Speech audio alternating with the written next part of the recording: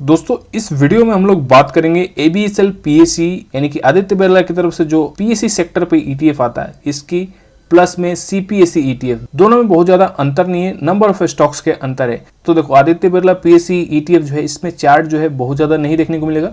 तो लेवल्स के लिए मैं आपको वापस इस चार्ट पे बताऊंगा, बट इसके एनालिसिस के लिए ना एक बार इसके पेरेंट इंडेक्स के चार्ट को खोलते हैं। यहाँ पे पेरेंट इंडेक्स मैंने निफ्टी PSE इंडेक्स को खोल लिया है और ये देखो चार्ट जो है, अगर पिछले एनालिसिस आप CPSE ETF की फॉलो कर रहे होगे, जैसे कि मैंने बोला CPSE एंड PSE में बहुत ज़्यादा अंतर नहीं है, ऑलमोस्ट सेम बिहेवियर है, दोनों चार्ट देखोगे आपको सेम देखने को मिलेगा। तो अगर अपने पिछली एनालिसिस देखोगे तो पिछले एनालिसिस में मैंने आपको बताया था क्लियर कट ये डाउन ट्रेंड में शुरू हो चुका है, यहाँ से इसके डाउन ट्रेंड शुरू हुआ था और फाइनली जो है ये अब नए लो बनाते जा रहा है। अभी आज के दिन भी गिरावट है, गिरावट अच्छी खासी है और देखोगे तो ये जो नया लो बना है ना, इस लो को भी इसने तोड़ दिया है, क्लियर कट ब्रेक डाउन है। और ये कब तक बनेगा, ऐसे चलेगा, ये किसी को नहीं मालूम है। PSE थीम्स जो है काफी अच्छा परफॉर्म किया था, लेकिन इस चीज को आप ध्यान रखें, वो परफॉर्म किया था, दोनों में अंतर है।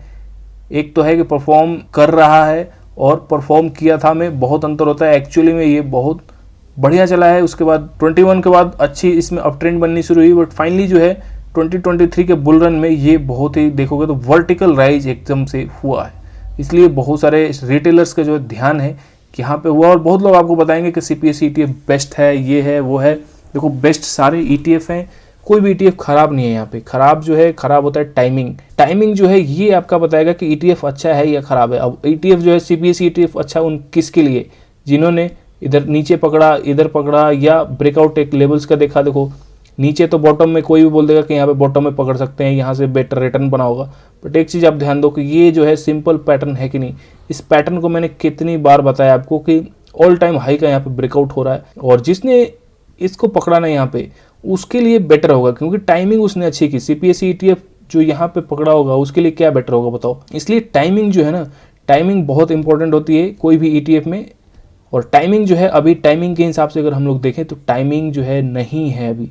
ये चीज़ मैं बार बार बोल रहा हूँ, ETF खराब नहीं है, ETF रिटर्न अच्छा दिया है, यानी कि इसने दिखाया कि मेरे अंदर पावर है। ऐसा रिटर्न जो है मैं निकाल के दे सकता हूँ जहाँ पे आप अच्छे स्टॉक्स को भी बीट कर पाओगे ETF के माध्यम से। बट टाइमिंग सही करने आनी चाहिए और ये टाइमिंग जो है साफ साफ बता रहा है कि इस टाइम पे लोअर लो बनते जा रहे हैं और इससे दूर रहना है फिलहाल।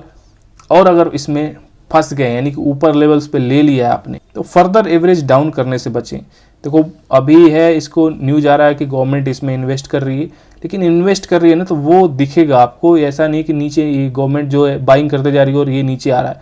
गवर्नमेंट कितनी क्वांटिटी, गवर्नमेंट के पास पैसे की कमी नहीं है, अगर वो बाइंग करेगी तो यहाँ पर रेंज बनने लगेगा, वो साफ साफ दिख जाएगा। लेकिन यहाँ बाइंग अभी शुरू नहीं हुई है, ये चीज़ मैं आपको बोल रहा हूँ। माइंडसेट को आप थोड़ा सा सही कर लो। गवर्नमेंट बाइंग करेगी तो सिंपल यहाँ पे एक रेंज में लेके जाएगी इसको और काफ़ी दिन तक एक्यूमुलेशन चलेगा, फिर होगा ब्रेकआउट।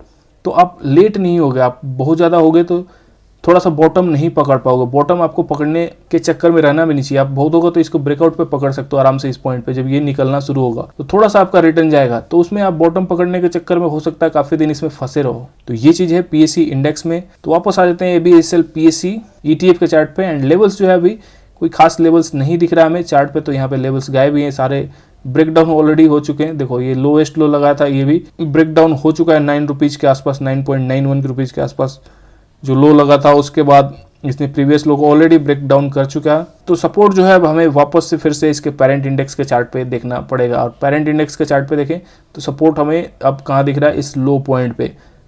और ये कितना दूर है, थोड़ा सा अंदाज़ा लगाते हैं कितना परसेंटेज वाइज में। तो परसेंटेज में देखें तो 9% के आसपास जो है अभी भी इसमें एक अच्छा सपोर्ट जो है ये हमें दिख रहा है। जरूरी नहीं है कि 9% नीचे आएगा ही, थोड़ा सा हो सकता है ऊपर से ही निकल जाए वापस, लेकिन अभी देखो अभी लेवल्स के हिसाब से देखें तो 8 से 9% जो है नीचे आने की इसमें प्रोबेबिलिटी लग रही है। इस चीज़ को आप ध्यान देना। और थोड़ा सा इसको देखें तो और ऊपर जाएगा तो 5 से 6% भी यहाँ पे हमें एक लेवल्स जो है यहाँ पे निकल के आ रहा है, जो कि 5 से 6% तक हो सकता है कि नीचे इसमें गिरावट और आ सकती है। तो वैसे भी डाउन ट्रेंड में है, इसमें कुछ भी पॉसिबल है, जरूरी नहीं है कि 5 से 6% आएगा ही, बट जब तक डाउन ट्रेंड में है कहा नहीं जा सकता। ये सिंपली ऐसे फॉलो अपना करते जाएगा और ये 5-6% ही नहीं, अगर इसको गिरना होगा तो ये 20% भी नीचे चला जाएगा जब तक मार्केट कंडीशन सही नहीं है। वैसे भी थीमेटिक ETF से थोड़ा सा दूर रहना है। अब बात कर लेते हैं CPSE ETF के। और CPSE ETF में देखो यहाँ पे अच्छा खासा चार्ट है अवेलेबल। तो हमें चेंज करने की ज़रूरत नहीं है। एंड CPSE ETF में अगर देखें तो CPSE ETF में सबसे पहले सपोर्ट की बात करते हैं। सपोर्ट कहाँ पे अभी हमें देखने को मिल रहा है, तो एक सपोर्ट जो है ये 84 के आसपास ही एग्जैक्टली यहीं पे देखने को मिल रहा है, जहाँ पे ये आ चुका है। प्लस पैटर्न जो है ना, पैटर्न कुछ खास चेंजेज नहीं है। देखो मूविंग एवरेज को हटा देता हूँ मैं, फिर से दिखाता हूँ आपको। यहाँ पे भी पैटर्न जो है ना लोअर लो बनने शुरू हो चुके हैं, ये साफ साफ आपको दिख रहा होगा, और नए नए लो बनते जा रहे हैं। और इसलिए मैं आपको काफ़ी दिनों से मना कर रहा हूँ। इवन मैं खुद की बात करूँ तो मैं इसी लेवल से इलेक्शन के रिजल्ट से जब ये निकलना शुरू हो चुका था तभी मैंने इसमें अवॉइड करना शुरू कर दिया था, क्योंकि मुझे पता है कि जब ये इतना फेज आ चुका है ना तो इसमें मैच्योरिटी फेज मतलब आने वाला है। ये काफ़ी, ये देखो यूथ फेज है, प्लस यहाँ से वर्टिकल राइज हुई है, तो ये जो है ना ये डेंजर जोन है। ऑलरेडी जिसको मिलना है रिटर्न मिल चुका है, अब यहाँ पे जो लेगा ना वो फंसेगा, और फाइनली 10-15% और ऊपर जाके ये डिक्लाइन शुरू हो ही गया। तो ये थोड़ा सा कॉमन सेंस इन्वेस्टिंग होती है। मार्केट को जिसको भी पता है उसको पता है कि ये मार्केट ऐसे सीधा नहीं जाएगा, बीच में ऐसे फेज आएंगे, फिर यहाँ पे आपको डराएगा एंड देन ये वापस निकलना शुरू करेगा। अब ये वापस निकलना कब शुरू करेगा तब की बात देखेंगे, तब हमें ब्रेकआउट रेंज बनता हुआ दिख जाएगा।